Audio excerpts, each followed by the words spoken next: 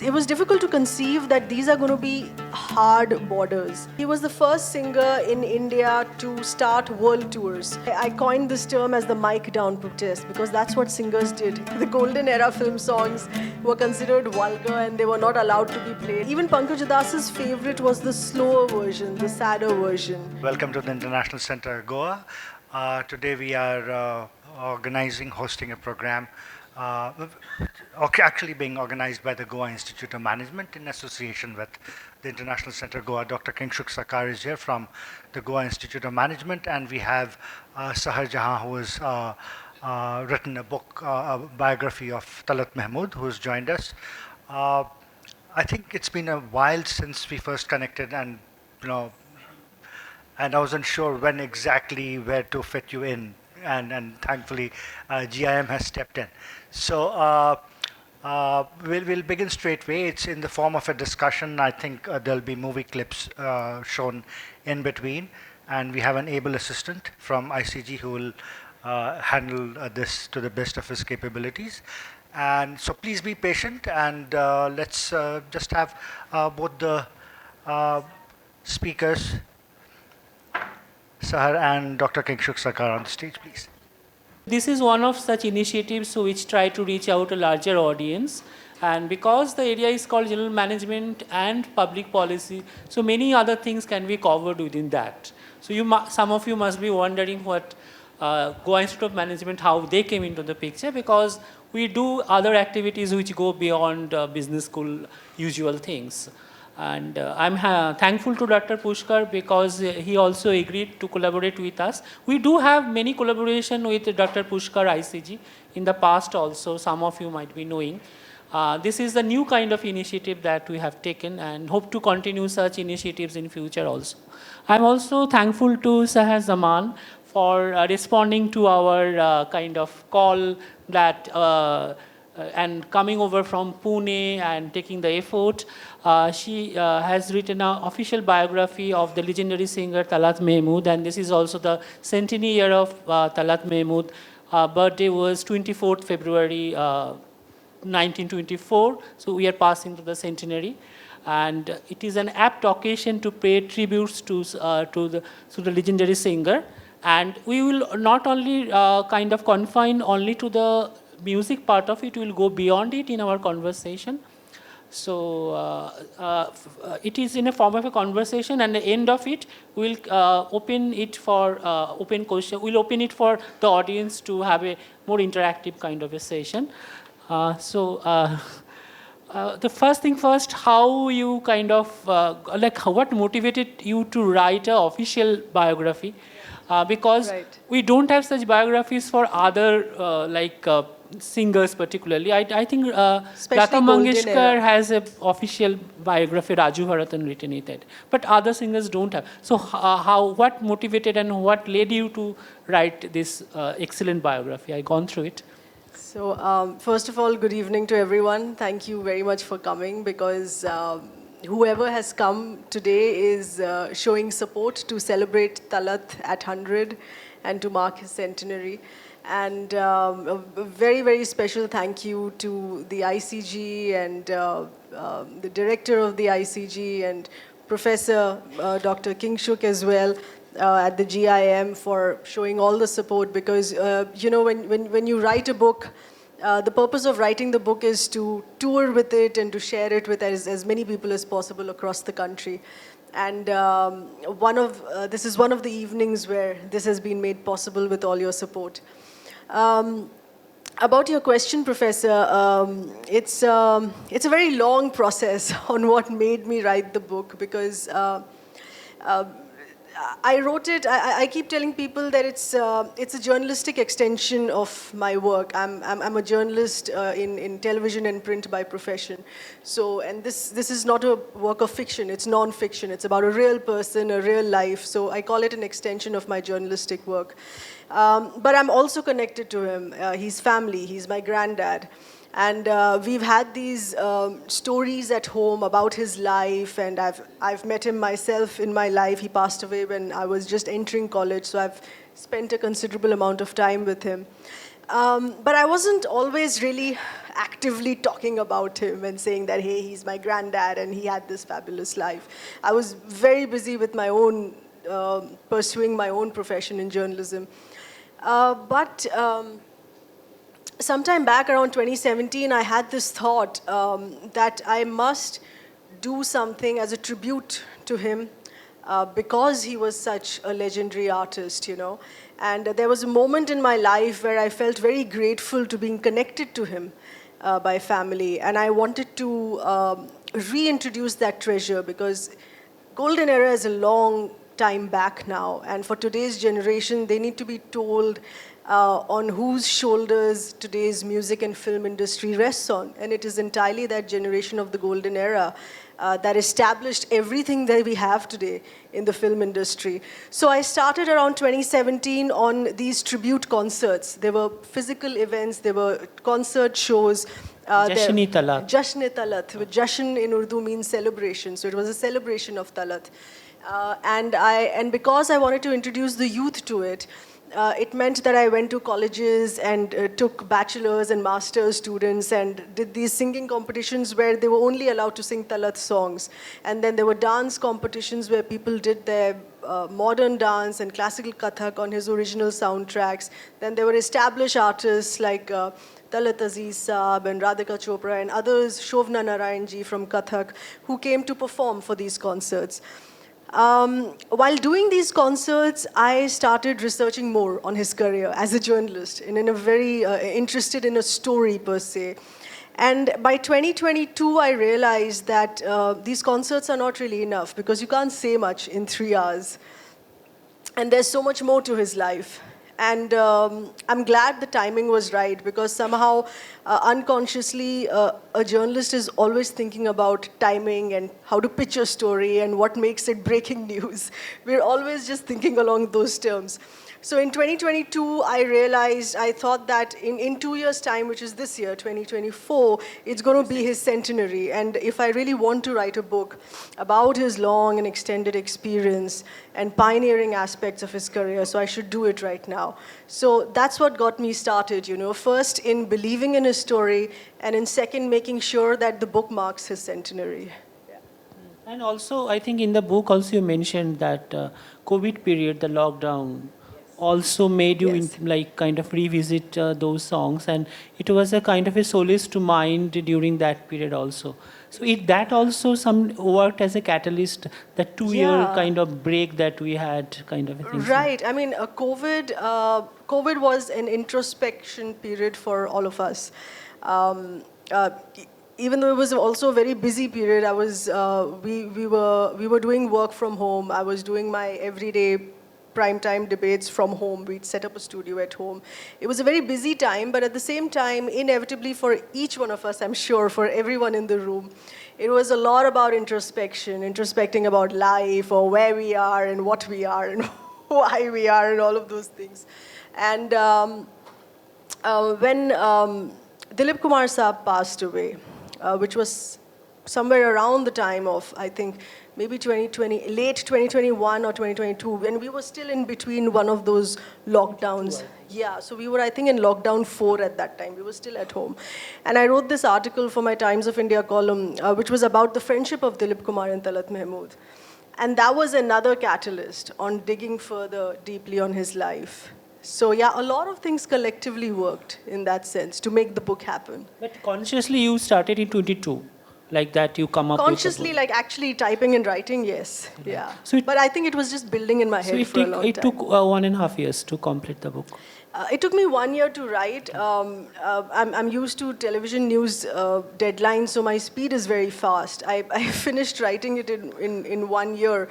Even though it's a very long book, it's more than 90,000 words, and it included translating his songs as well, and interviewing so many people that we lost touch with a generation later. You know, his colleagues who are still around. Some of them are about 90 years old, 92 years old. It meant re-establishing contact and getting in touch with people from the film industry, and a lot of that research and cross-checking and verifying facts. The other year, I mean, even though I finished the first draft within the first year, But the other year or the next 8 months, I decided to self-publish it. I didn't want to go to the publishers because some of the few that I had spoken to come with their own set of contractual demands, and you get very bound by those tight contracts that they had. But I wanted a lot of independence in terms of how the layout and the designing should be, and photographs. There are so many photographs that I've taken from my family albums, which people have never seen before, that I digitized and cleaned up. And I wanted photographs to be every third page. So if you look at the book this evening, I'm carrying a few copies, you will realize that there are photographs every third page. They're not like usually in the middle of the book that you have, that publishers do, that they give you a set of 10 glossy pages, so you have 10 photographs in the middle, and it's not in order with how the book is going. But these photographs are moving chronologically with his life, and how he's growing and growing old. And so I had a lot of these things that I really wanted to do from my heart, so I decided to self-publish. So that process in itself takes, when you decide to step away from an established industry of publishers and self-publish, so it means that you plan your own book launch, your opening night, your promotions, your interviews, your tours. So all of that took up a lot of time as well. You must have discussed with your family members also what to put in the book, or it's their own decision? Well, they told me a lot of things, and because I was a journalist, they decided what's relevant, what's not. But Dr. Kingshuk, I've been very honest with his story, because he lived his life very honestly. He didn't think about what's good for a conservative family. I mean, at least 2 generations before, 1924 was his birth. So we're obviously from a very conservative Lucknow Muslim family, but he kind of broke barriers to do things. And when he didn't hide that, I saw no reason to hide that in the book as well. So a lot of people ask me, was it like a tightrope walk that you wrote for your Nanaji, or did you write for the audience, the readers? So I say that I wrote as a journalist for the readers. I had to kind of step back. I had to really step back and make it a story worth writing and believing, So my next observation is that before he made it big in Hindi film music, he was a very popular name in Kolkata, and that time Calcutta, new theatres particularly. So there are Bengali basic songs and film songs also. So there are so many of those songs. So in a period when people flocked to Bombay for to become part of the Hindi film music, he went to Calcutta and made it big there. So what made him going to Calcutta and doing those Bengal? Because his background is Lucknow, Urdu, right. And he started his career in the All India Radio of Lucknow, yes, if I'm not wrong. Yes. So then this transition to Calcutta and become part of the New Theatres group, and at that point of time, there was a lot of those progressive Bengali, they are having that ITPA and all those things setting up. So how he got connected with that, and he was a very household name at that, and name was Tapun Kumar. Right. So what is if you can give more light on that? So yes, that's a very obvious question, because he was an Urdu-speaking person and very deeply into Urdu poetry, and then ghazals, singing poetry, singing ghazals. So we're looking at a time which is before independence, when he was studying in Lucknow, when he was doing his bachelor's in music in Bhatkhande University in Lucknow. So at that time, it was the top university for music. It still is. It's continued with that legacy. So at that time, music labels would come for campus recruitment in picking up the best talent from the university. And so this was around 1940s, in the early 1940s, 44. And this is when our film and entertainment industry was based in Calcutta. Showbiz was Calcutta. It wasn't Bombay. So, which is why he went there. He was picked up from campus, from Lucknow, and taken by HMV to record 3 singles. And for that, he was... HMV was headquartered was in Kolkata. Dum Dum Studio was there. Yeah, Dum Dum Studio was there, where you have Gohar Jan, our first ever recording of India, of course it was British India at that time, happened in Dum Dum Studio. So our first recording artist was Gohar Jan, and then all our freedom fighters' speeches were recorded in Dum Dum Studio. Rabindranath Tagore reading his own poetry was recorded in Dum Dum Studio. So that's where he went. HMV took him to Dum Dum Studio to record his first 3 singles in Calcutta, and he was paid 30 rupees per single, which was a big deal at that time, 90 rupees for his first recordings. So that was the reason of going to Calcutta. But he went there and recorded an Urdu ghazal, which was Sab Din Ek Saman Nahi Tha. And it's in a very traditional beat style. It's in a style in which you hear K.L. Sehgal singing. And if you hear this on YouTube, you will realize that he had a very strong influence of K.L. Sehgal, of course. He was like the superstar of British India, and something that kind of stardom one had not seen before K.L. Sehgal. So everyone was influenced, and Talat himself sounded a bit like K.L. Sehgal while singing that song. So that was a hit, and then he went back to finish his university. And Pankaj Malik, if you're familiar of Calcutta films and production theatre and film studios of that time, was part of New Theatres.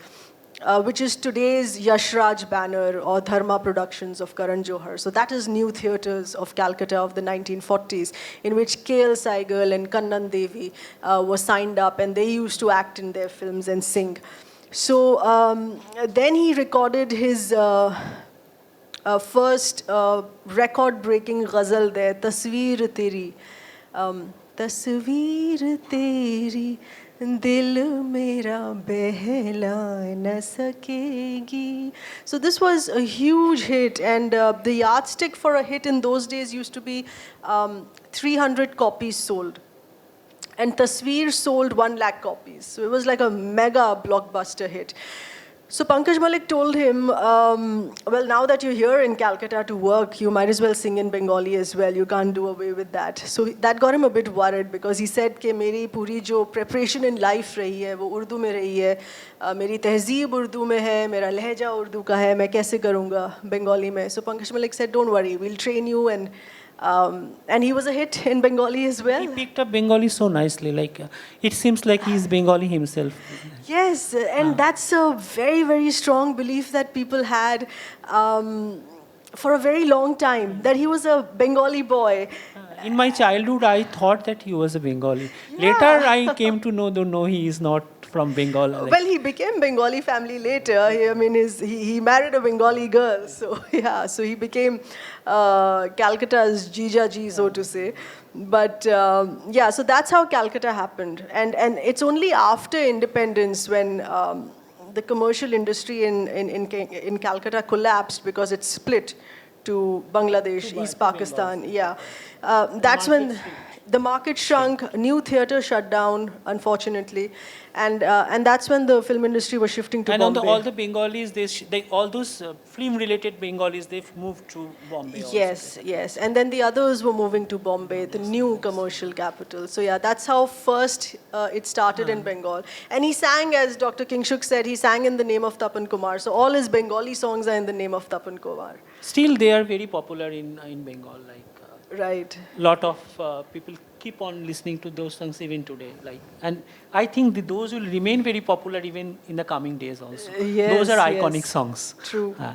And talking about independence and partition, it would be interesting to discuss the fact that when the independence happened, partition also happened. Yes. So in the context of partition, in the context of the country getting divided on religious lines, the dilemma of Muslims in those, whether to move to Pakistan or either to the Pakistan or the eastern part of Pakistan, that is today's Bangladesh. So how that dilemma was there in the Talat's family, and how he was a rebel before that also. He left home for the sake of music. Yes. So there was some opposition from the father side that you Right. don't go into the music thing. But Right. he defied that and started his career. Now the partition time, so there was again another pressure, whether to stay here or whether, and I understand that 2 of his brothers moved, one to Karachi and another to Dhaka. So Yes. how So the he family was reconciled split. at that point of time that you remain in India and Like, This is a reconciliation to fate that a lot of families at that time went through, whether it was Indian Muslim families deciding to decide on which side of the border. It happened with Punjabi families. It happened with Parsi families. So that's a tragedy that a lot of families of that generation it have happened gone with through. Bengali families also. Absolutely, absolutely, because that was being cut up as well. So it was a painful experience, and undoubtedly.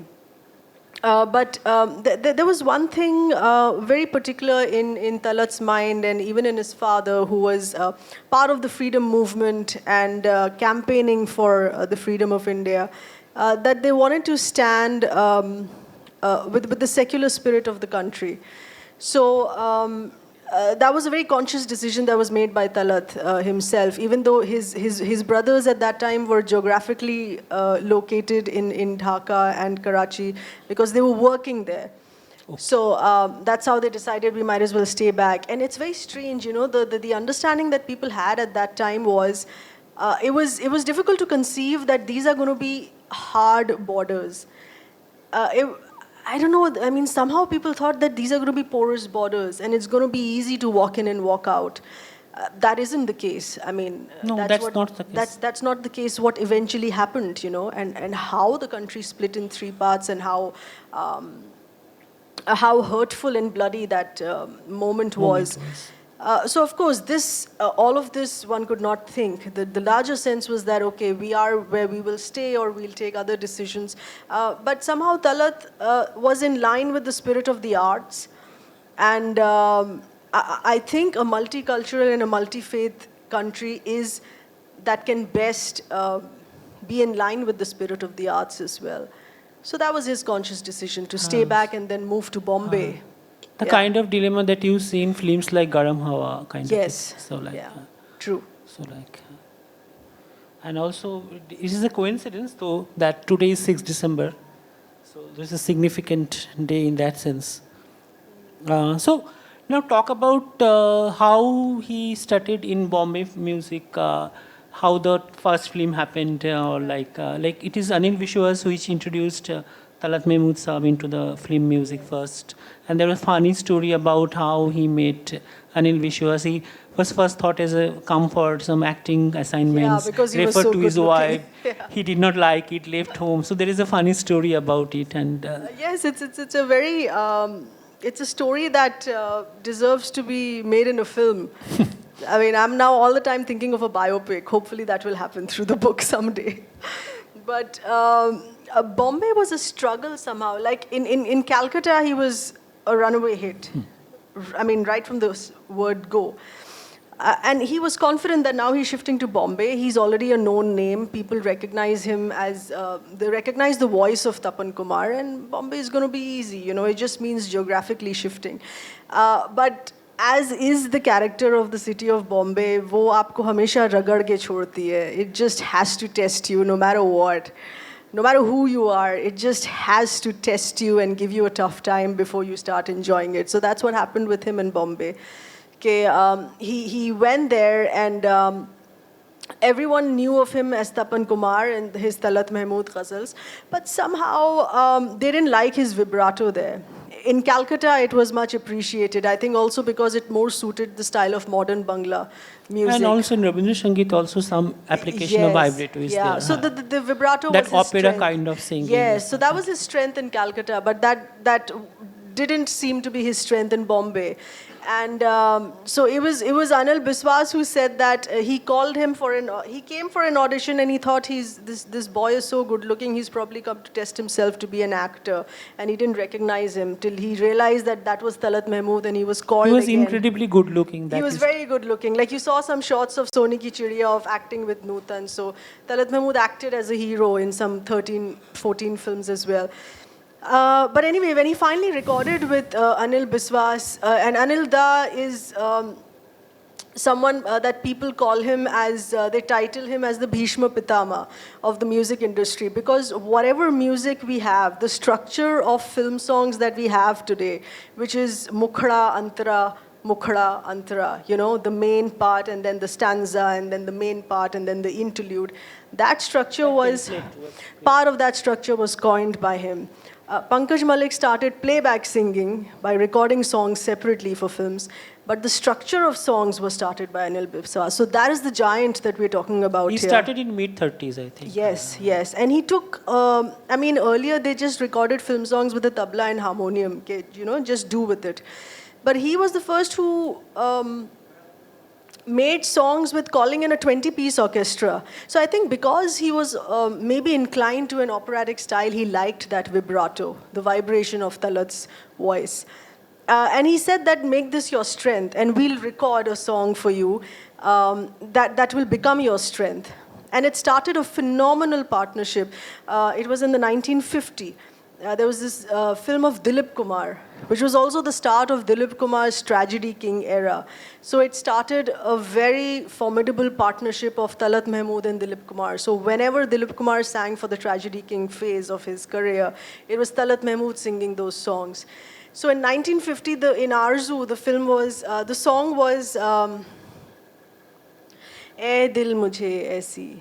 ए दिल मुझे ऐसी जगह ले चल जहाँ कोई. So this is the first song he sang. This is the first he recorded for Dilip Kumar that That is became Arzu. that became a 1950. blockbuster hit. And Then came Babul. then came Babul with Naushad. So that set the ball rolling. And that Babul has that incredible song like "Milte hi aake dil hua, Yes. Deewana kisi ka." Duet. And it is a duet with Shamshad Begum. It's such a contrast when you hear the song. Like Because one the is two very singers have thick different voice. kind of Yeah. voices, but Different it was, genres, but they came I together think in that. that even the piano was played by Naushad himself, like in that. And there Yeah. was some dholki and also played by some very important person. So that background, the music that went with that song is also enhancing the quality, and the contrast was fabulous. Like Yes, the once contrast you was- hear that song, the song stays with you for the rest of the day. So I think that's the charm or the magic of the golden era. These are songs that stay with you and they have a shelf life which is beyond 70, 80 years. and That's the then golden came era. Daag. Daag, of course. So Daag is Shankar Jaikishan. Yeah. That was, I remember researching about it for the film Daag, which is like one of the landmark films for Dilip Kumar in his Tragedy King phase. And when I was researching, so when I was writing for the book, I was watching these films and I was listening to these songs and then writing the book and then kind of corroborating that with whatever family stories we had of recording songs and shooting behind the scenes. I thought to myself that Daag is so morose. How can one handle this? I mean, the films of those times are so tragic. They're so morose, you can't sit through them. But that is what the country was going through, you know. After independence, politically, after independence, the idea was to let's celebrate this. It's a freedom fought hard, so let's celebrate this. But it wasn't as celebratory as, because it took some time. Of course, it was celebration. But I think emotionally, it took some time for people to sink in because they went through that partition. They went through what they saw. And that's what the films were reflecting, which is why we have the Tragedy King phase, because this is what the films were reflecting of that time, that everyone's so affected and always just completely drowning in their sorrow. So I think that's what Daag is about as well. It was a Daag has a very huge, famous song also. huge blockbuster hit. It has about 4 soundtracks, all very, very sad, and all hits. I don't know how many sad songs can be hits, but they were all hits. That was the mood of the nation, I think, yeah. Then came Madhosh. The partnership with Madan Mohan happened with Of Madhosh. course, yeah. Meri yaad mein tum, aansu bahana, yes.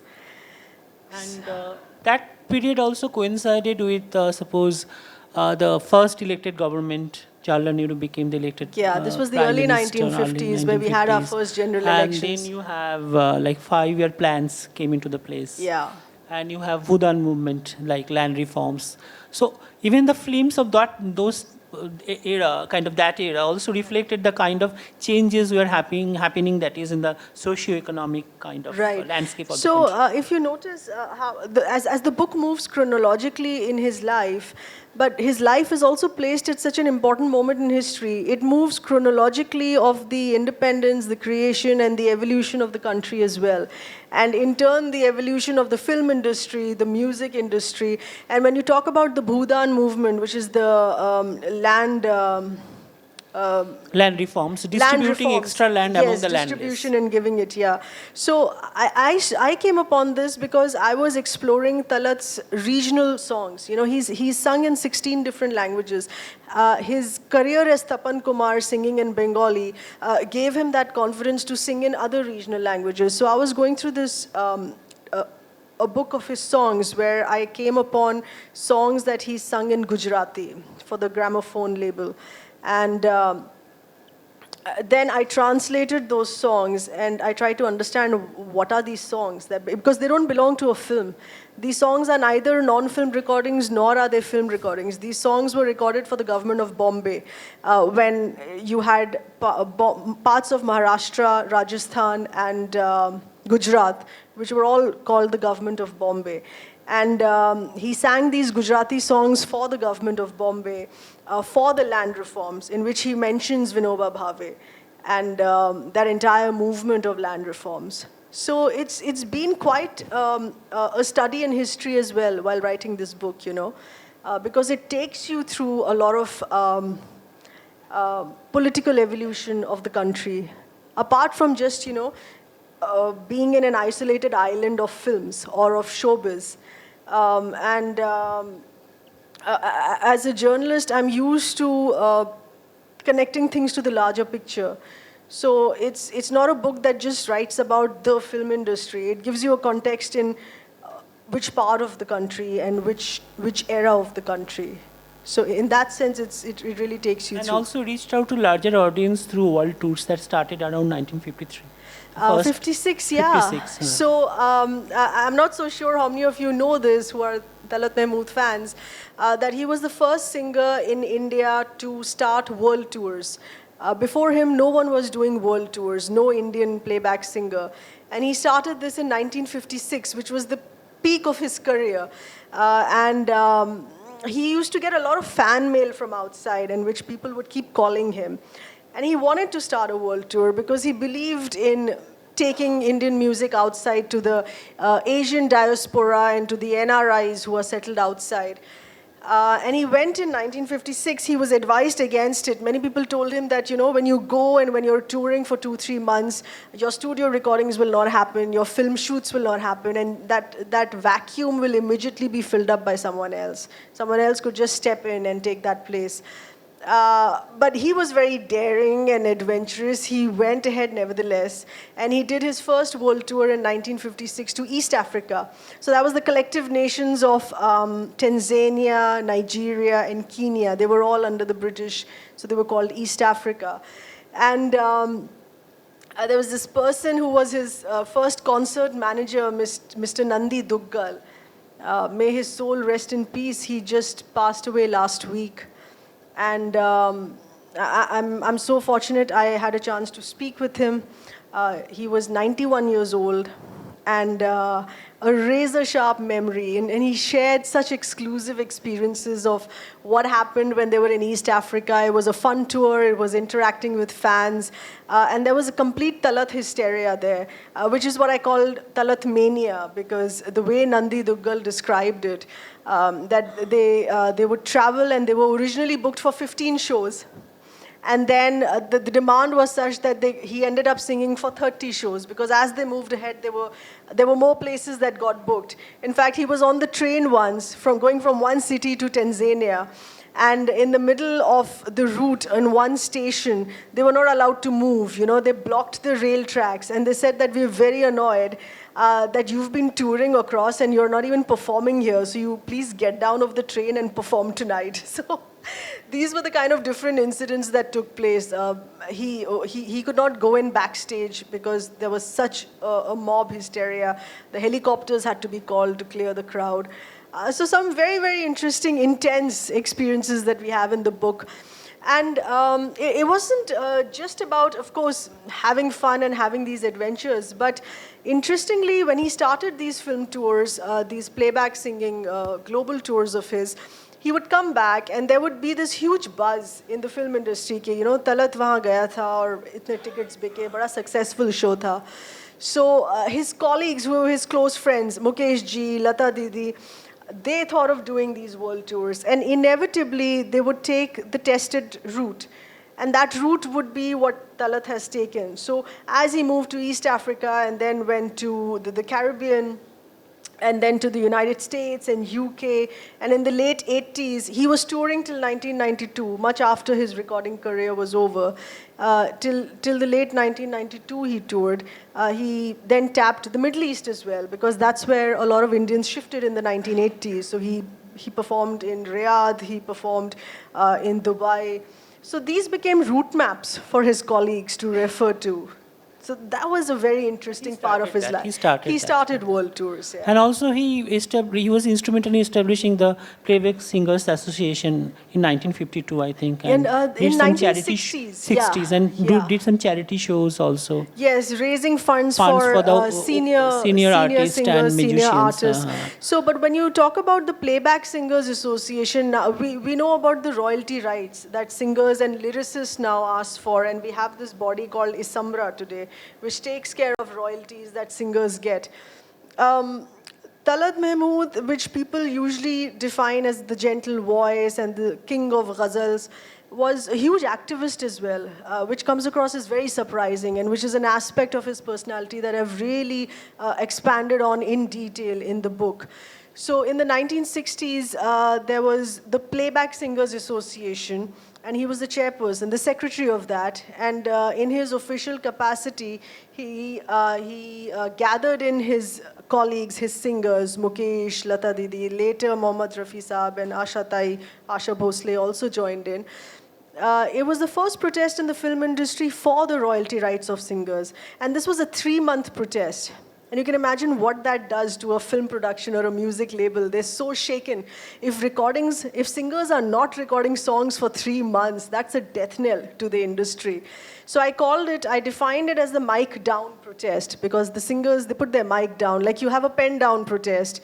So I coined this term as the mic down protest, because that's what singers did in the early 1960s during this protest. Of course, it fizzled out because it broke away. But I think that was the first step in the film industry, which became a defining moment under Talat Mahmood's leadership to make their voice heard as far as royalty rights is concerned. Yeah. And also, going back to 50s, in 50s there was some restriction in the All India Radio playing Hindi film songs. That time the broadcasting minister was not in favor of playing too many film songs. Hindi Vivid songs. Bharati came in 1957 only. So that time Binaka Geetmala came into existence, and initial years Talat Mahmood's songs were number one. charting the tops, like topping the charts. So this was the 1950s, interesting at a time now. We look back at the 1950s as the absolute perfection of music and films. But at that time, as you mentioned in what I've written in the book, they were considered vulgar. The golden era film songs were considered vulgar and they were not allowed to be played on All India Radio, which is why Binaka Geetmala was born and it started being broadcast from Dhaka. Ceylon. Ceylon, yes. Ceylon. I'm sorry. Radio I'm Ceylon. so sorry. Radio Ceylon. And yeah, in the initial first few years, a lot of Talat Mahmood songs They were used to number one. record in Bombay and take the tapes to Ceylon to play. Yes, they would broadcast it from there. Amin Sani started and recording. we would catch the signal in India. And it was such a huge hit, the Binaka, which is, I think, part of it's a chapter in the history of Indian music. It was such a huge hit that All India Radio had to relent. That became a kind of a benchmarking, like if you are part of the first 10 songs, then it becomes something. Absolutely, yeah. And also, like, Talat Sahab was the first one to sing a radio jingles advertisement in 1953 or 54, I think. Yes, he did a lot of advertisements. So that is also pioneering kind of a thing that he started that kind of I think, what was the brand's name? Murphy, I'm so sorry. Murphy Radio. Murphy Radio. Sorry. I was thinking of the film. Huh. So yeah, he was a model for Murphy Radio as the singing star. Yeah. And then this he continued his in 1953 this Buzz happened with Opin Nair. Then Footpath happened in 1953 with Khayyam Saab. Again a combination of Khayyam, Dilip Kumar, Majroor Sultanpuri. Yeah. So this is Shame Gum Ki Qasam. Shame Gum Ki Qasam. Yeah. Then Patita happened in 1953. Absolutely. Does Devanand anyone from Sailandra. the audience recall these songs? Which ones? Let's hear some of them from you. And then we can all join. Any suggestion? Tasveer Banata Hu. Yes, that is from the film Baradari. It was a very unique combination of actor Chandrasekhar with Talat Mahmood's voice. And Baradari 1955. yes. There's one solo version of it that is too good, but many of the That's people. the sad version. Yeah. But it is also equally good, but people are not much aware of it, Yeah. That is the very sad thing. I mean, So this is in fact exactly the point what Pankaj Udas Saab had told me when I was writing the book. So Pankaj Udas Saab said the same thing, that it's a very popular song which is Itna Na Mujhse Tu Pyar. It's very fast and foot tapping. But even Pankaj Udas's favorite was the slower version, the sadder version. So which is something very similar that he said as well. Jali mitti pe mujhe de mara. That is Yes, something. yeah. The lyrics were very powerful of that time, and I think that's what. I was in Delhi last week there's this festival called the Delhi Poetry Festival, and they wanted to celebrate the poetry in Talat Mahmood's songs. So these were few of the songs that we had picked up to discuss the poetry, like Jalte Hain Jiske Liye, written by Majroor Sultanpuri. And it was a very befitting discussion to have for someone like Talat, because Talat Nana in his lifetime always used to say that he never wanted to compromise with the quality of poetry. Like in the 1970s or late 70s and 80s, when lyrics were becoming very fickle, or even earlier, there were songs that he would leave and not record because he didn't like the lyrics. And he was very closely attached to the quality of poetry that needs to be sung. And also around 1954 he started singing non-film songs also. Yes, there were a lot of non-film ghazals, like you mentioned, Khayyam Saab. He recorded a lot of non-film ghazals. He was someone who continued to have a parallel career. So he had his mainstream career in films, which is what we say Bollywood career today.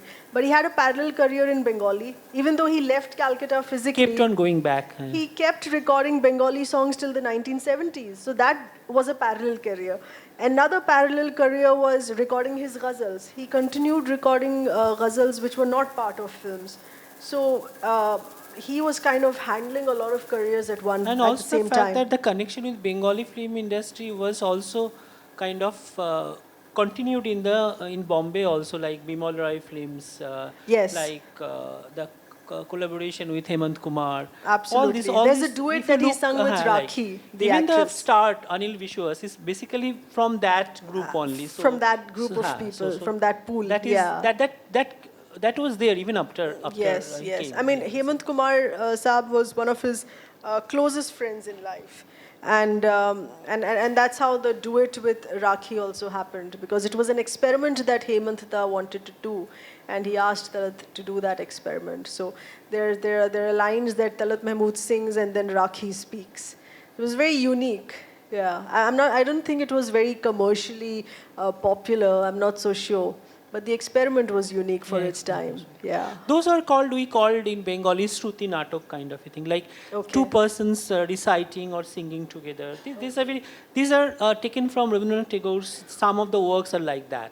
It is singing and conversation together kind of a thing. So I think it was taken from that kind of template kind of a thing. So it kept like all the successes that happened in 1954 with Boot Polish, again Sailendra Sankar Jayakishan. Then you have this Baradari happening in 1955, Tasveer Banata Hu. Yes. Then so there Tasveer is, was his lucky charm. He had a couple of songs with the word Tasveer and they were all hits. Yeah. Then Devdas also happened with his Yes, Burman and Devdas Sahil was Mudani. landmark, Landmark, 1955. Right. Devdas was with Dilip Kumar. And, And the they song had Mitwa. this Mitwa, yes, and they had this partnership that you have Bimal Roy, you have Dilip Kumar, so it has to be Talat Mahmood singing for the Tragedy King. So Devdas in that sense was landmark, and I've written in the book as well that Talat Mahmood said that for him the biggest compliment was that when he sang Mitwa, a lot of people felt that Dilip Kumar himself is singing because it was so drowned in sorrow and it was so softly sung. I think that was also the what do I say, the reason why Talat Mahmood and Dilip Kumar became such close friends as well. Even though professionally they kind of their paths diverted. Drifted. Yeah, because he kind of the mood of films changed and the pace of songs changed. But personally, they continued to remain the closest of friends to the extent that they were similar in terms of personalities. They were both very much into poetry and Urdu and English literature. They were both High on soft-spoken. aesthetics, Yeah. sophistications. Yes, yeah, very, very similar characteristics. So they gelled very well as two friends. And even in the 1980s, when Talat Mahmood came with this big comeback album of ghazals, which kind of topped the charts in the 1980s. So Dilip Kumar had come to launch that album for him. So their friendship lasted to their lifetime. Yeah, it was very special. It was a great partnership. Yeah. And then this song happened, Jalte Hai Jiske Liye with S.D. Burman, Sujata, Sunil Dutt. So that is also another iconic song. Yes, and I've dedicated one full chapter to that song. Yes. If you read the book, if you take it from me today, it was his, of course, first Filmfare nomination, and it was a song. There's a very interesting behind-the-scenes process of Jalte Hain Jiske Liye. S.D. Burman wanted a voice that would sound soft over the phone, and if you're familiar with the song, it is sung over the phone with Dilip Kumar singing to Nutan.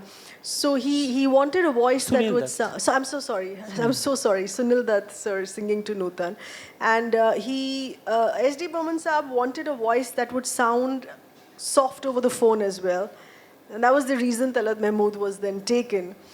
And the challenge of the song was the way it is picturized, that Sunil Dutt's character is expressing this absolute joy that we found this love and we should keep it, and there's a lot of happiness. And on the other end, since this is a film of a marriage, of a love story between two opposing castes, and Nutan is drowning in sorrow, knowing that this can't work in real life, and she's crying over the phone. So it had to express an emotion and a pitch that had to express the happiness as well as the tragedy of Nutan.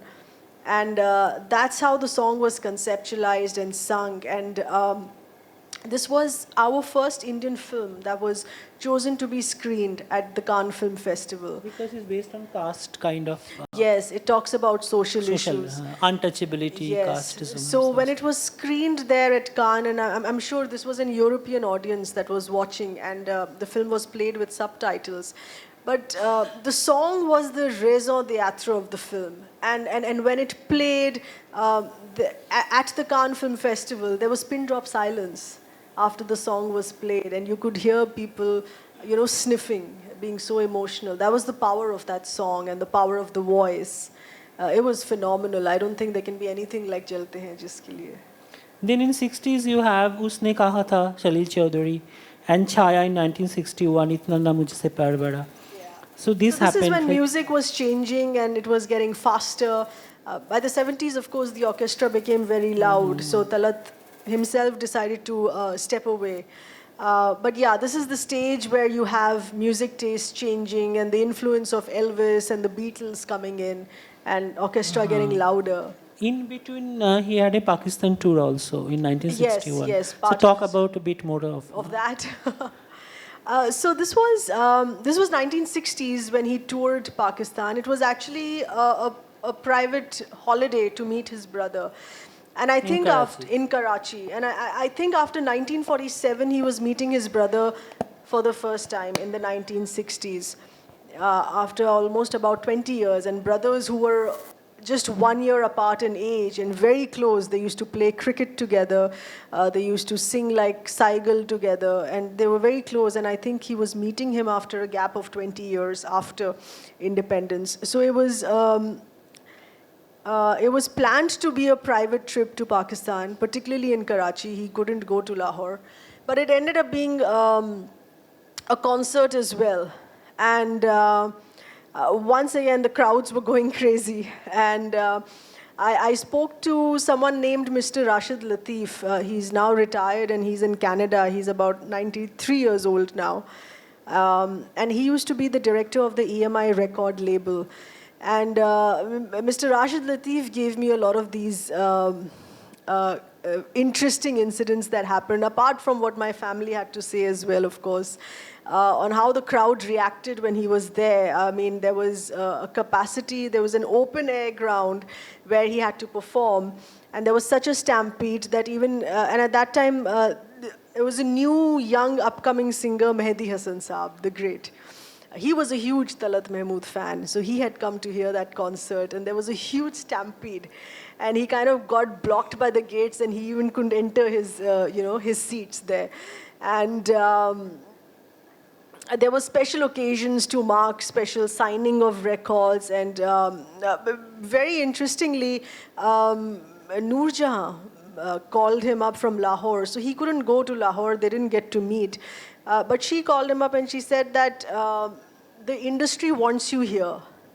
And it's time that you come here, which means that you leave, you don't go back, you just settle in Pakistan. And I am sending my chap to you tomorrow, and he will give you a blank check. And 9 film contracts. And 9 film contracts, and you fill up that blank check for whatever you want, but just stay back. I mean, Talat was shocked, of course. And I think also a bit miffed, because he said, this isn't a fair question, you know. I mean, I made my decision for India in 1947, and there's no going back on that. But such was the craze. It's just an indication of how crazy people were of his ghazals and music in Pakistan as well. But somehow in 1963, after such huge success in India and outside, Talat Sahab only recorded 3 songs in 1963. Why this discrete kind of a thing came? Like, why this discontinuity? Can you shed light on that? There were many reasons, you know. One of them was that we also had this very ugly trend of version songs. Now, the 60s is a time where Mohammad Rafi Saab came up and established his position as the absolute formidable power of the industry, which is phenomenal perfection. He became the preferred voice for everyone. And his voice was something that could deal with strong orchestra as well.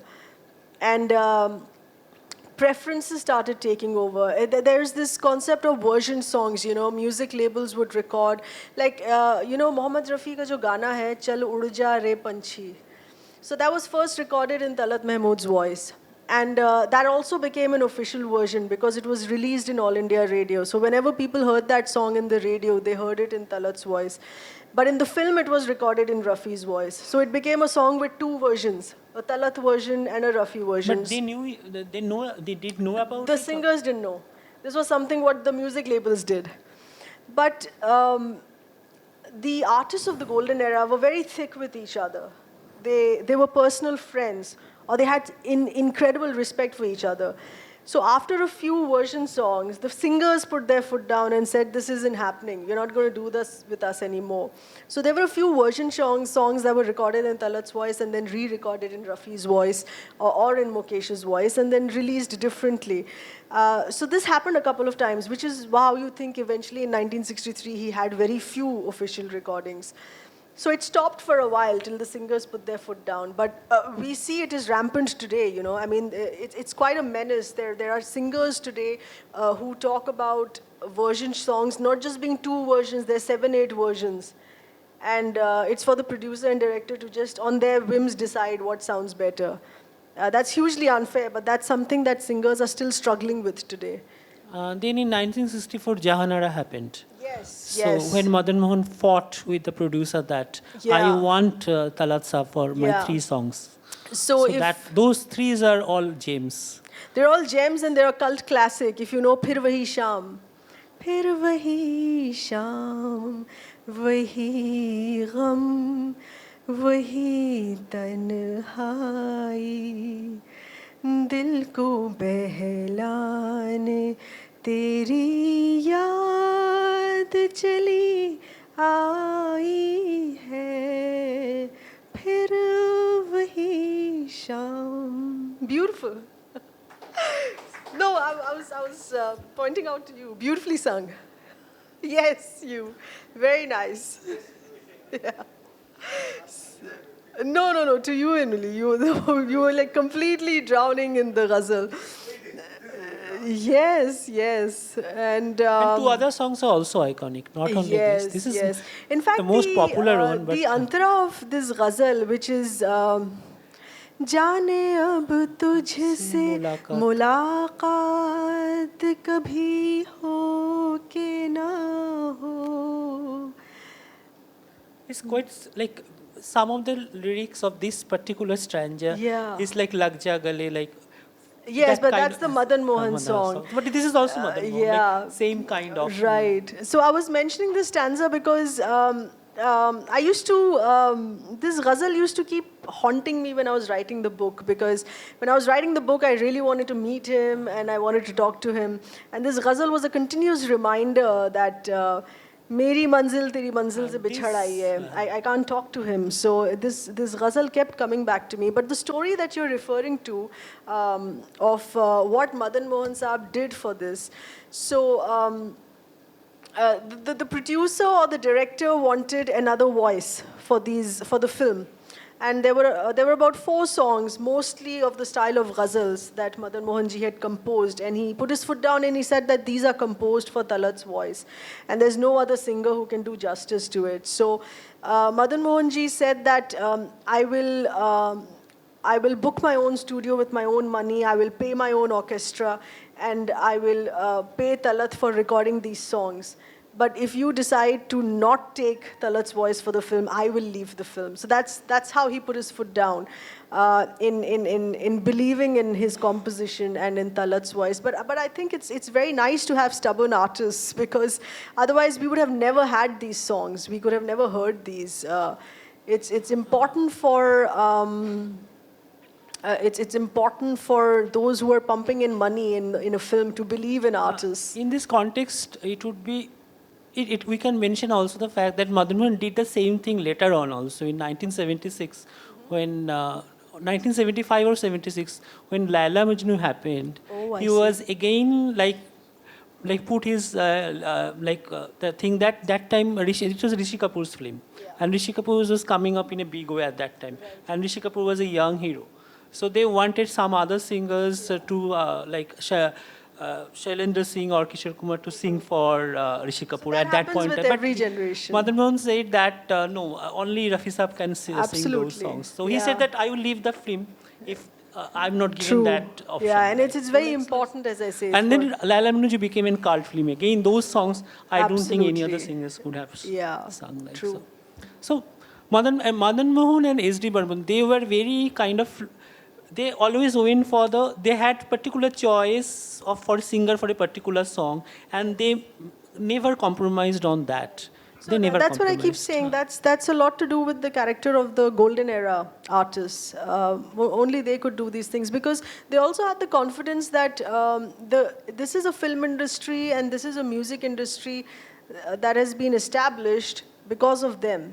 And whatever we have today rests on their shoulders, because it's the golden era that created everything. And we're coming down decades and years after what they have established. There are stories So- that S.D. Burman used to telephone the singer in the morning of the recording and I don't taste the voice, whether it is as per his own standards on that particular day, or otherwise he'll postpone the kind of recording also, like so. And his usual rehearsal happened with Manna De most of the time. But songs went to some other. But he said that I will rehearse with you, then you rehearse that. We'll three together will rehearse, and ultimately, like some of the songs Manna De got on himself, but many songs went to some other singers. In fact, also. Manna Dey and Talat Mahmood were the closest of friends. I remember meeting Manna Dey when I was a child. When I used to go to Bombay for my summer holidays, I would spend a lot of time with Bombay Nana. I mean Talat Nana. So I used to call him Bombay Nana because he used to stay in Bombay, and we didn't really want to have any complicated nomenclature or something. What do you call him, Nana Jan or Nana Jania? So we just called him Bombay Nana. And Manna Day uncle had come home visiting for having tea, and we used to sit and talk with him. So they were very close friends. In fact, there's this incident I talk about in the book as well, that when Talat Mahmood sang Tasveer, the ghazal, Tasveer Teri Dil Mera Behla Na Sakegi, Madan Mohan heard it over the airwaves, and he said, I felt a lot of jealousy, because I could not imagine how can someone sing so softly. I mean, that kind of a soft voice was not heard before, because also the style of voices was very thick after the trend of KL Sehgal. So Manna uncle had said that I felt very jealous when I heard of him, when I heard this voice. But in Bombay, when he made friends with him, he just completely fell in love with him as a friend and as a person, because he was a great guy. Talat Mahmood was charming and just a very nice person to be friends with, and that's how they became very close friends. Yeah. So it's a bit intriguing that like all the three big stars of the 1950s, and later on also Raj Kapoor, Devanand, Dilip Kumar, then also Shammi Kapoor, Pradeep Kumar and others, all were given their initial playbacks by Talat Saab. Yes, And yes. all the great music directors, starting from Anil Vishwas, Naushad Saab, Because O.P. in the Nair, 1950s, he was the first choice. So why then, like, that did not continue a bit longer? What is the reason? Like, as I said, the reason was changing music styles and loud orchestra. His voice could not handle the orchestra of the 70s. Another thing and that he you didn't like it mentioned- either, so he kind of left. another thing you mentioned in page 299 of your book, like the biography, where you quoted Talat Saab saying that I did not want to compromise on certain aspects, like the lyrics quality or orchestration. I love Professor Kingshuk's research. He's even given me the page number. It's amazing. I mean, I'll have to revisit and think what is on page 299 now. So Thank you for reading it in such depth. So in retrospect, like sticking to your own preferences Yes. and not like kind of adjusting to the changing pattern of music. Yeah, so this is- how you see it. Like, I see it as an artist with a lot of conviction. You know, I mean, if an artist has determined that this is a style that suits me and this is a style that doesn't suit me, so I will not do a style that doesn't suit me. Otherwise, I will sound bad, you know. And very interestingly, on a different aspect, I asked this question to filmmaker Muzaffar Ali Saab. He was there for the paperback launch of my book, and he was talking about this. I asked him why, because from an artist's point of view, I wanted to understand why someone like Talat Mahmood, who had 13 films as the hero, and he had a silver jubilee with Suraya as well for a film as a hero, and he was so good looking as an actor, did not continue acting. Because it's very strange, because when you enter films, सबसे पहले जो शौक होता है इंसान का कि वो कैमरा के सामने हीरो बन के आए, वो काम नहीं करता. Then you become a director, then you become a character actor, or then you become a producer. But जो पहला शौक होता है कि आप actor बने, आप hero बने फिल्म का. But Talat Mahmood के केस में बिल्कुल उल्टा था. I mean, उनके producer और directors ने उनको खींच के बोला that you have a huge female following और तुम acting शुरू करो. He reluctantly started acting. He did 13 films and then he left it. And it's very curious, because why doesn't one want to be in front of the camera? And he took a step back and decided it is only going to be singing, and I've trained my life for singing. So Muzaffar Ali said that same what I'm telling you is, when an artist decides what you're better at, you will always pick what you're better at. You will never publicly want to be seen what you're not as good as. So when he knew that the 1970s orchestra of music, the kind of music that was being composed, that was getting louder and more shrill, will not suit his voice. And So also he the stepped fact back. that he was into ghazals in non-film. So he always had options also. That is also... Yes, he had options, of course, absolutely. and world He had tours, his popularity options in all world over tours, the world. yeah.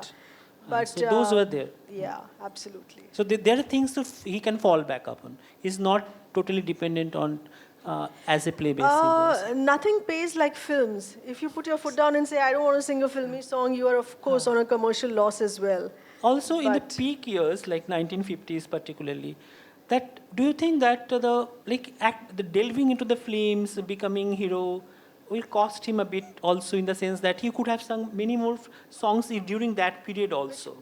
1950s also, like when he was also acting in films, 13 films that he Right, acted. right. So during that period also, if he was solely concentrating on music, would have been we have more songs from him. No, because he was singing his songs for his own films. I mean, he had those So films, those and there films was also. those. No one else was playbacking for him, playing back for him. He was singing his own songs, his own films. So Sonu Nigam wrote a foreword. Sonu has, yes. Interestingly, when I spoke to Sonu Nigam about writing the book, Sonu is the only singer of today's time who's connected to the golden era in the way that he can sing. And he's just going to be having a Mohammad Rafi tribute concert by the end of this month to mark 100 years. Yeah, to mark 100 years. So he's the one who understands golden era, and he was very happy to be writing a foreword as well. So you will get to read that in the book as well. Shashi Tharoor also. Yes, Dr. Tharoor, who's not very connected to the music, but he's connected to writing. And I'm glad he's read the book and liked my writing style. So he's written a foreword on that as well. Yeah. Let's take some questions or observation from the audience. Please raise your hand. We'll be attending to all of you. Like we start from the please give them. I was very fascinated that Talat Mahmood sang in 16 different languages. Yes. So I mean, out of curiosity, wanted to know, did he really know those languages, or he was able to sing without, actually knowing the language also? He made us all believe he's a multilingualist. Yeah. 16 languages is a lot. But he would practice and rehearse and then sing. He didn't know all the languages. No, but to get the accent right. Yes, so that as much as he understood about the languages, to rehearse and understand the local pronunciation or the twang, so to say. In fact, I write about this on how does one manage to sing in so many languages. The confidence he got was from being Tapan Kumar, because he started and he was told... I think he knew Bengali. Because he sang so much. But otherwise, he had to learn the language from scratch. He didn't know it. So, but it sounds like, I know, you're very convinced that he was a Bengali boy. But I spoke to, he sung in Telugu as well, which is believed to be one of the most difficult languages of our country. And I spoke to P. Sushila. She's a legendary singer of South India. She's known as the Lata Mangeshkar, the Nightingale of South India. And she's about... when I spoke to her, she was 91 last year, so she would be 92. She sang a Telugu duet with Talat, and that is mentioned again as a separate chapter in my book. And she explained, and she also told me about her hesitation. She said, I cannot imagine how Talat would manage this. I always kept thinking it's going to sound very awkward. But when they were rehearsing behind the scenes, he was very conscientious and also conscious of the fact that this is not a language he speaks, but he should sound like someone who speaks the language. He had that ability to kind of understand that. Yes, to And understand, adopt to that. to add, and then to sing in a way that a speaking person of that language would, emote. Yeah, so. Thank you very much. It's been enlightening to listen to you. Thank Really you. very. Thank you so much for good coming. talk. Thank you. Thank you very much for a really, really nice summary of the book. My question is related to his identity. And you have touched a little bit about it, but I want to know a little more. So he calls himself Tapan Kumar when he's singing in Bengali and he's in Calcutta. And he comes to Mumbai and he calls himself Talat Mahmood. And this is the time where, you know, stalwarts like Yusuf Khan had to change his name to Dilip Kumar, Majabeen became Meena Kumari, and, you know, Mumtaz Begum became Madhubala. Was he under pressure at that time, especially when he was acting as a hero, to change his name to a Hindu-sounding name? Or was that also the second part of the question? Right. Is, do you think not changing that name contributed to not so well doing as an actor, but doing better as a singer? Because Muhammad Rafi was already Right. a well-known name as a Muslim name. Yeah. Interestingly, this has nothing to do with faith. He was already recording at All India Radio in Lucknow when he started as a 16-year-old in the name of Talat Mahmood. Then he went to Calcutta and recorded his ghazals in the name of Talat Mahmood. Changing his name to Tapan Kumar came as a suggestion from the great Mr. Pankaj Malik, who was one of the members of New Theatre's production. He suggested that it will be more acceptable to have a Tapan Kumar Bengali sounding name to sing Bengali. But he still kept his name Talat Mahmood as far as his ghazals were concerned. And also he was very young, so he told Pankaj Malik, "Saab, theek hai." And this was also a time when he was fighting with his father. And he said, "Okay, it's great. I can sing in someone else's name, in another name, and you know, I won't come on the record label as such." But of course, I mean, his father recognized the voice of his son. He knew that his son has started singing in Bengali as well. But when he shifted to Bombay, he decided to retain his name as Talat Mahmood. That was the only reason. It was a suggestion that came from a stalwart like Tapan Kumar, Pankaj Malik, saying that have a more Bengali sounding name when you sing in Bengali. But for everything else, he was Talat Mahmood. Yeah. The second part of my question was, do you think if he had kept the Tapan Kumar, he would have done better as a hero rather than as a singer? Because of what was happening with Dilip Kumar and Meena Kumari and Madhubala. Right. So that wouldn't have worked because Talat Mahmood as a singer was a very famous name. And because he was so popular as a singer, the story is that the producers and the directors noticed that Talat is the only singer who has the largest female following. And they said, you have to be in front of the camera because you're one of the few singers who come great in photographs for your albums and you're great in front of the camera, so you have to be acting in front of the camera. So that time he was already very famous as Talat Mahmood the singer. And he started acting after he became a famous singer. So he was already known as Talat Mahmood when he started acting. Yeah. Interesting question, though. Good evening, ma'am, and good evening, Sarkarji. This has been an exceptional evening as far as my personal experience goes because you've both opened the gates to the life and time of Talatji so very well. Thank you. Thank you, Sarkarji. Thank you, ma'am, for asking the kind of questions that you did and that resulted in the opening of the whole. See, we've been mesmerized by Talatji's music for decades.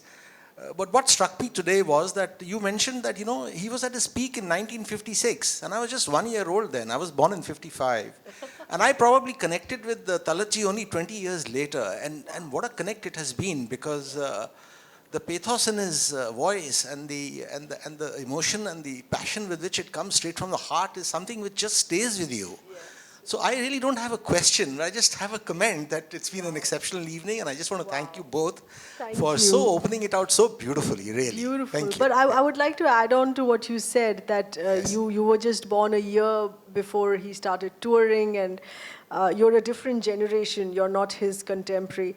When I was doing these college shows in the name of Jashn-e-Talat, where I was going and asking college singers, college students to sing his songs, and these were students who were 19, 20 years old doing their graduation. This was in 2017, so they're not connected to the golden era at all.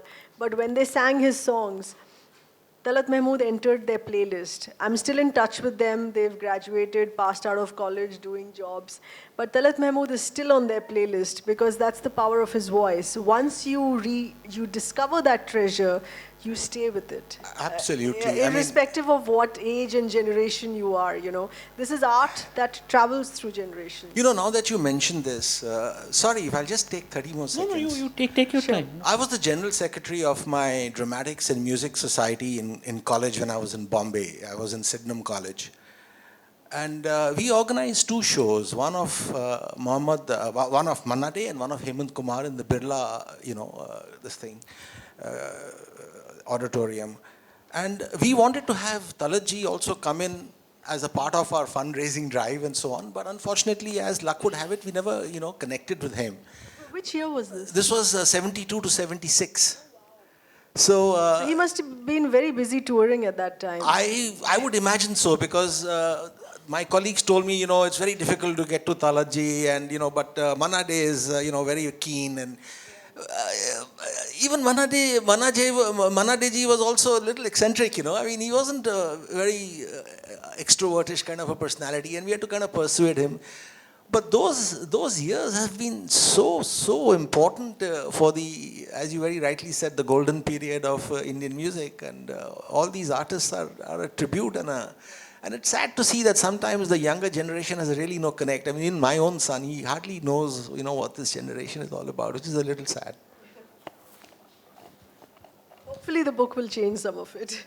Because I've also written it in a very contemporary, chatty format, and it's kind of a conversation that you're having when you read the book. Keep on, yes, thank not you. A heavy reading. And they're really broken down into very tiny sub-chapters. It's what the youngsters are used to, like headline clicks. Every chapter is a headline click. So in that sense, it's approachable. It was a very conscious decision that I didn't want the book to sound like a heavy piece of history that you don't want to read. It's very relatable for today. Yeah. Yes, please. Thank you very much for all concerned for this evening. Thank you. I Thank you. appreciate you using third person singular for your grandfather.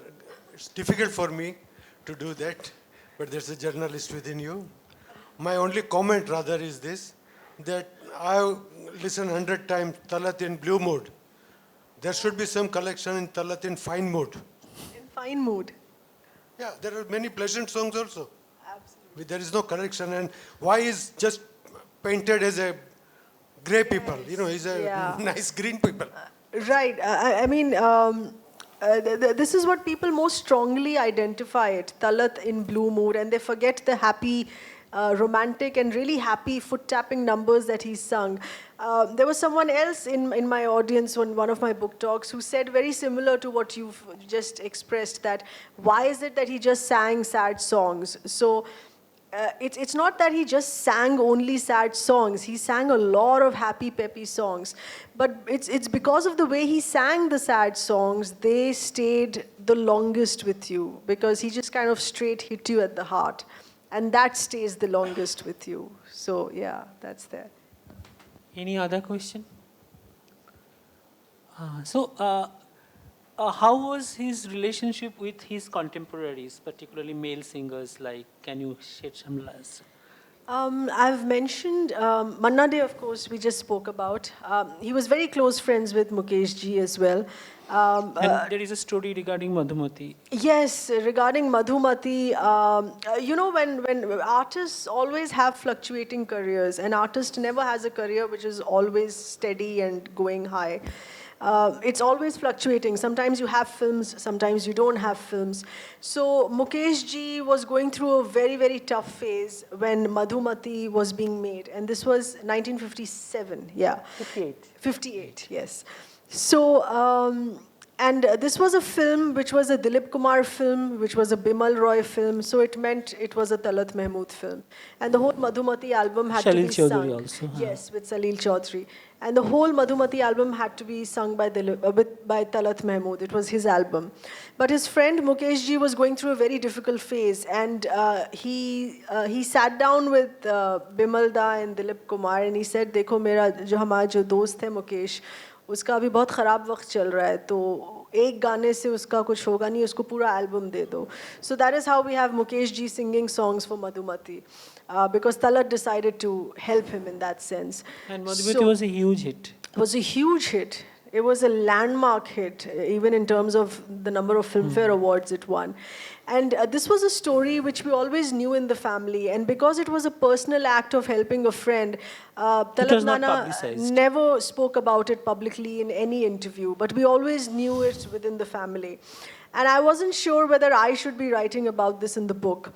But interestingly, a few years before my book came out, Bimal Roy's daughter, she wrote a book about the making of the film Madhumati, because they were celebrating 50 years of Madhumati.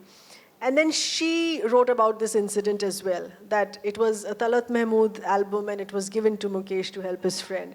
So I felt more comfortable going public with it and writing about it in more detail. So that was the kind of relationship he had with Mukesh ji. Lata Mangeshwar was a very close friend, very close colleague. Even about royalty rights, she was always standing with him about that issue. With Mohammad Rafi Saab, it was emotional to the point where when he passed away, when Mohammad Rafi Saab passed away in the 1980s, there's a photograph in the book where you have Talat Nana bending down and kissing his forehead, kissing his mortal remains. And he said that this is a time where the world needed Rafi more, and I should have passed away instead of Rafi because of the kind of artist he was. So. And any personal relationship when they were both alive, like? No, not much. Not much. Not much.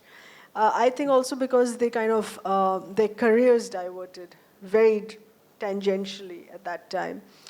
Asha Bhosle, Kishore Kumar were, of course, a younger generation, so they didn't have that kind of relationship. Yeah. Now I heard, like, it is just a hearsay, there is no evidence for that. So when 1969 Aradhana happened, and Kishore Kumar came in a big way, so someone asked Rafi Saab that, are you apprehensive of this? So he said, I don't fear Kishore Kumar that much, but when in early 50s, when Talat Mahmood Saab was, like, that was a period I was really kind of, but I can handle this, but that was a very difficult phase for me. So like that, I heard, like, it is, there is no evidence for that. But they had a lot of, they weren't really cutting each other, artists of that time. They had a lot of respect for each other's skill. That was something that isn't much that we see today. Yeah. And also there is another story I heard, that in late 50s, I don't know the exact year, 58 or 59, there was a big concert in Shamukhanand Hall in Bombay. And Talat Saab was the first singer, followed by Rafi Saab and Kishore Kumar was supposed to sing. So the Rafi Saab and Kishore Kumar was sitting in the green room, and that time Talat Saab was singing and audience was like loving it. So this is a real incident. And then Kishore Kumar told Rafi Saab that, let's go home. After this, we become redundant. It wasn't I think it was Asha Bhosle and Kishore Kumar. Yeah, I think so. Yeah. But yeah, it happened, yeah. Because the 1950s was the absolute peak for Talat. He was the biggest star of the time. Yeah. And with the music directors, I think Talat Saab has a love-hate relation Madan with... Mohan Saab. Khayyam and him were very close, of course, because they had Footpath, and then they had all these other songs. Sham-e-Gham was quite an experiment because when Khayyam Saab was asked to compose for Sham-e-Gham, Sham-e-Gham ki qasam, aaj ghamgi hai hum. So if you notice that song, it doesn't have any percussion. It has no dholak, no tabla. So Khayyam Saab's experiment was to compose a song which does not have percussion. So this is just totally based on rhythms and the violin. It has no percussion. And Khayyam said that is something that highlighted the softness of Talat's voice more, being picturized on Dilip Kumar, and then the way it has been choreographed with flowing curtains and moonlit and candle night. So that was like the whole package of the song. So yeah, I mean, of course, to make the long story short, Khayyam and Talat were very close. They have, I think, the maximum number of non-film ghazals that they have composed together. And also Anil Vishwas, he considered Anil him his was guru. his godfather. Godfather. Yeah, I mean, he used to say that, Asma pe hai Khuda aur zameen pe Anil da. So, yeah, so, I mean, he was his godfather. But so.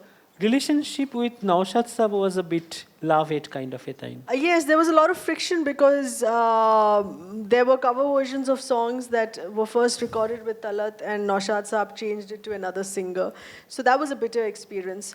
But I think later in life, Naushad Saab kind of made it up because there was, in the 1990s, there was a dictionary, a song dictionary of Compilation of all songs. Of all songs of Talat Mahmood. And it's the first time that happened ever for a singer. A fan of his was compiling all the songs, all the 800 songs that Talat has ever sang, which included radio recordings, which included regional songs, which included ghazal, film, non-film. And that Geet Kosh, that song dictionary, was released by Naushad Saab, in which he's written an extended letter saying that there can be no one after Talat, in the sense that he's someone who, there cannot be another copy of Talat. And I think at some point he tried to mend whatever bitterness had been caused earlier. Yeah. Also, when he passed away in a Doordarshan documentary, Naushad explains Talat Nana as someone as Taghazul-e-Ghazal. So Taghazul-e-Ghazal in Urdu means that you are the epitome of ghazal. You are ghazal itself. And that is how he defined Talat Mahmood as, yeah. And also Opi Nair, while listing his 10 most favorite songs, the first one was from Talat Mahmood, I think. Yes, this was from Sone Ki Chidiya, where you saw him acting as well. Pyar par bas to nahi hai. It's one of the most melodious songs. Yeah.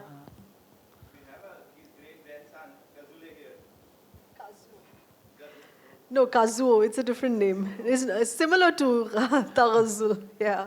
You want to ask anything? Yes, please, mic thoda dijiye unko. Which is the next book you're planning to write? Have you thought of that? No, I've just been very busy touring with this book right now. But I've enjoyed non-fiction because it's very close to being a journalist. My question is more on an observation point of view. When we look at singers, songwriters from abroad, US, UK, and other countries, the English-speaking world, we find that they make their own music, they write their own lyrics, and they sing. Why in India have we not produced somebody who can do all of these things? I mean, we had people like Kishore Kumar and Talatji who could act and sing, but lyricists, there've never been anybody who has also made their own music, also written songs. So do you think we are less talented than the Western ones, or what is the cause? No, I think it's because of the structure of Bollywood. I think it's about having Bollywood or Tollywood now in equal measure, having a very strong film industry that in which anything being done as a non-film project, like even when Talat Nana has his non-film ghazals, there were a few ghazals in which he composed his music, but yes, all of them was poetry written by someone else and music direction by someone else. It's the structure of how the film industry has made itself as an entity that it's very difficult to step away from that. I think everything else gets drowned by the power of Bollywood. And the yardstick of a success continues to remain Bollywood.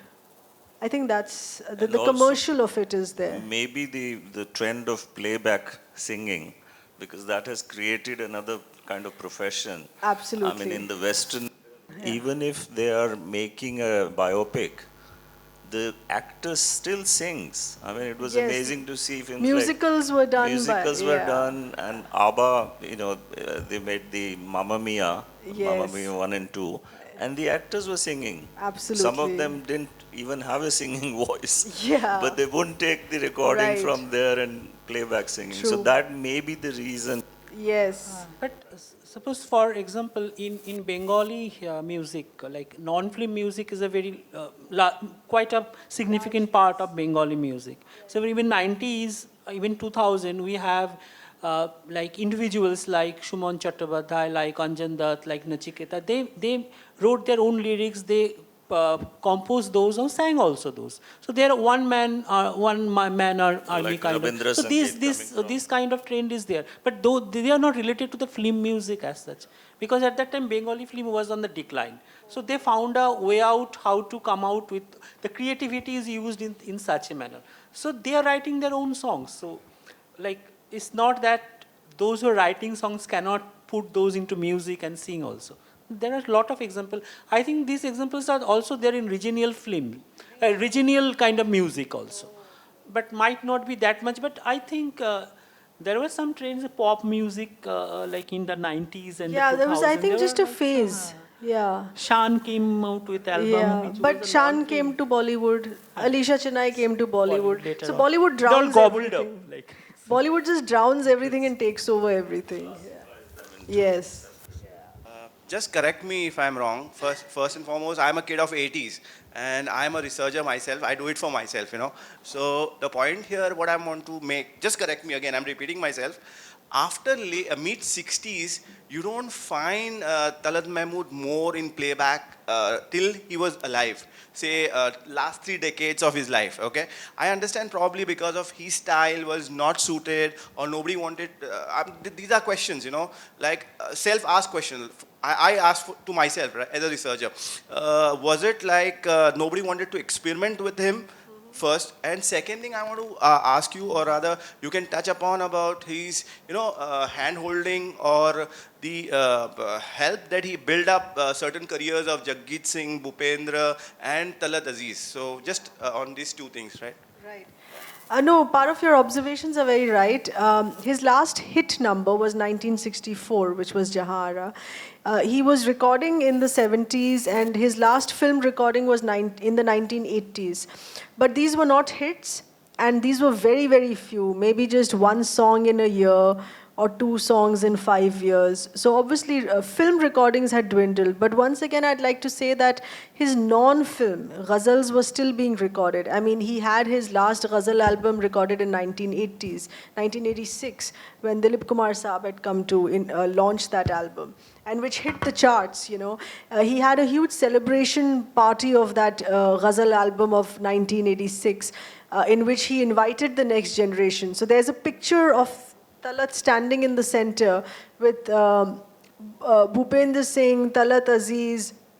He helped launch Pankaj Udas's first album, debut ghazal album. He went to launch it. So he was still very much engaged in the act and profession of singing, but it became away from films. It became more focused on ghazals, and it became more focused on his world tours. He was massively world touring throughout. To the extent that, like in the 1970s, when New York and America, the American market was not very explored by Indian singers, he went there and launched a lot of their Indian diaspora and NRI clubs. You know, you have the New York Indian Club today, which was launched by him. I spoke to the Indian club in Minnesota. That was launched by him in 1972. They kind of registered their club for his concert, and that is how the Minnesota club got launched. And when I was writing the book 2 years ago, they were celebrating 50 years of their club. So they released a book in which they wrote about how Talat launched that club in Minnesota. And then because it was 1972, we were having floods here in India at that time. So he went there, and in that concert, he raised flood relief funds for India back home. So he was doing different things. He was not visible, his voice was not heard in films, but he still had a very busy calendar of an artist, and he was doing other things apart from films. Yeah. So in this context, like in late 90s, when Air India was like launching its in-flight information, entertainment thing. Yes. So they requested Talat Sahab to come up with a 2-hour audio kind of Exactly. a thing. So he was doing very different things. You know, Air India in 1989, I think that's when he finished the decade of the 80s, or in early 90s. Air India as an airlines launched its in-flight entertainment, which they technically call the IFE. So the in-flight entertainment wanted to make these special audio programs. At that time, it was just audio entertainment. The video wasn't there. So Talat Mahmood was invited by Air India to record a 2-hour capsule of golden era music in which he hosted that show, he anchored that, and he spoke about his songs, he spoke about his favorite songs of Lata, he spoke about his favorite songs of Mukesh and which ones to hear. So he did a golden era show for Air India for their in-flight, long flights, long international flights. So he was actively involved in other things, but not in films, yeah. And then, of course, he inspired, like, he didn't train them, but he became an inspiration for the next generation of ghazal artists. Like, you have Mehdi Hasan, you have Jagjit Singh, who are complete stalwarts and legends in their own right. In their lifetime, Mehdi Hasan Saab, Jagjit Singh ji has always maintained that they themselves would never have become ghazal singers had they not been Talat Mahmood fans. For them, Talat Mahmood was their guru. And there are a lot of incidents in the book where I write about these interactions that Mehdi Hasan ji would have with Talat Nana when he would go visiting Karachi. A lot of heart-to-heart conversation that he would have with him.